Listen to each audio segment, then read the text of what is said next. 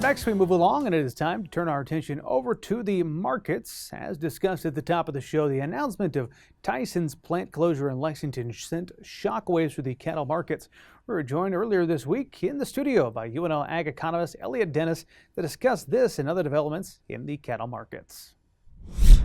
Elliott, great to have you here on the show. Earlier in the program, we talked about that closure of Tyson's plant in Lexington. I'm curious how the futures market in particular reacted immediately following that and here in the weeks after. Yeah, it was limit down for several days and really kind of bottomed out on that 208 per hundredweight. Since it's kind of rebounded, even earlier in this week, we were able to have quite a few rallies, days where we had positive rallies. So I think the market is at least sorting some of that cattle out. Sorting out what's the news, what's the rumor, and then markets have been kind of able to react. I think that's had some implications for the cash trade for sure, and particularly when we talk about this north-south kind of trade differential. Normally it would tend to kind of favor, the southern plains as we kind of gone in, but, the last couple weeks in particular, it's been quite sharp and quite large, really discounting the northern plains kind of cattle. And that has a lot to do with, if we don't have capacity, then where those cattle are going to go, and it's more expensive to ship them kind of other places. So those kind of short-term, dynamics has nothing to do with the overall kind of market trends, but just to reflect that we're sorting cattle out, and we will for the next several weeks. How do you think, there's some big feed yards that I'm sure have tried to make their alternative plans, but for smaller producers, how will they feel the impact of that closure, probably on some of those cash trades here coming up in January, right? Yeah, so I think there's kind of two reactions that we need to kind of separate out. The first is kind of this kind of short, immediate impact. We're talking several months. They're going to be discounted pretty heavily. Especially when we think about kind of where those cattle are going to go. We saw this in the early part of COVID. Once again, in either the JBS plant when we had the fire in Grand Island, and also the Tyson plant down in Kansas. We see kind of short-term fluctuations, kind of market shocks, and then that kind of dissipates over time. That doesn't mean that it doesn't hurt in the short run, right? People are still losing money, markets are still down.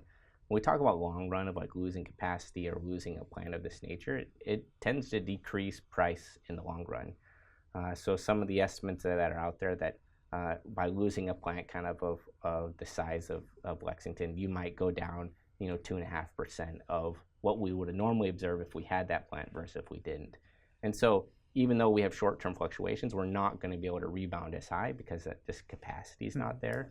And so we're looking at, and that's kind of separated out between, what is that, across states and across different companies. And so, but whether we're in the northern plains and southern plains, cattle prices are going to be affected long term.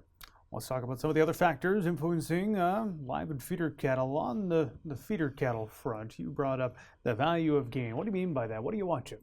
Yeah, when we talk about the value gain, this is kind of the really signal of how much weight to put on post-weaning. We're finishing up weaning. We're deciding should we sell in December for either tax reasons or kind of selling in January. And so the value of gain is really the market signal that tells us should we put on weight and to what weight we should put them on to.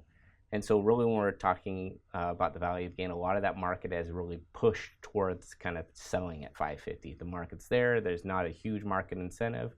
And so that's really what the market's been kind of telling us. So if we're retaining cattle into the new year or to a different point, then we want to know at what weight we're going to do that, and if the market is actually going to pay us to put that. We can wrap that value gain with different like price risk management strategies, futures, options, LRP, but we just want to make sure that we're actually penciling that out and making sure that we're going to be profitable in the long run. Certainly a lot of discussions in the cattle market about trade. We had the Brazilian beef discussions coming out of the White House, what they were going to do. Remind us where we're at with that right now in Brazilian beef. Yeah, Brazil kind of fits into this other category of imported product. This is separate from other tariff rate quotas of like Australia, and Canada and Mexico. But essentially we import lean beef. When we think about cattle that are harvested, we have what's called 50s, 50% meat, 50% lean. When we import lean, we mix that with 50/50s, and with that, we're able to make ground beef. And when we think about ground beef, it really can go two places, and go to food service and go to retail. If it's in food service, about 60% of all the product that's consumed at food service is ground beef, and about 40% of the product that's consumed at in retail is ground beef. So ground beef is an important market in the cattle industry. When you think about cattle processing, normally they say if you can't move ground beef, you can't kill cattle because there's just so much ground beef to move. So a lot of that import products is basically packers trying to say we either have to kill more cows in the dairy or the beef, or we have to import this product just to satisfy kind of consumers' demand for ground beef. Also, at the same time, we have the ongoing situation. The Mexican border is closed due to concerns around New World screwworm. We haven't really had any new developments from the Ag Secretary on that front in a while. What are you hearing? Yeah, I think kind of the big question that's been kind of floating around the industry is when, if at all, this is going to open.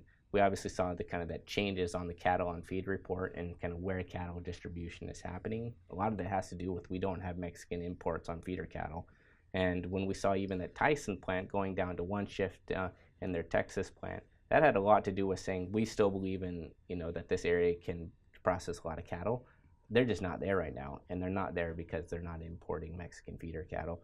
They are going to start flying the Mexican-U.S. border, releasing sterile male flies that as well, in addition to their Tampico facility. So I think what I'm hearing is a lot of just sit and wait. Let's see if that's actually being effective, and if it is, then there's probably a staged development there to where we can reopen the border and more feeder cattle will come in the United States. All right, finally, we're going to turn the calendar here pretty quick. What other seasonal trends do we tend to watch this time of the year?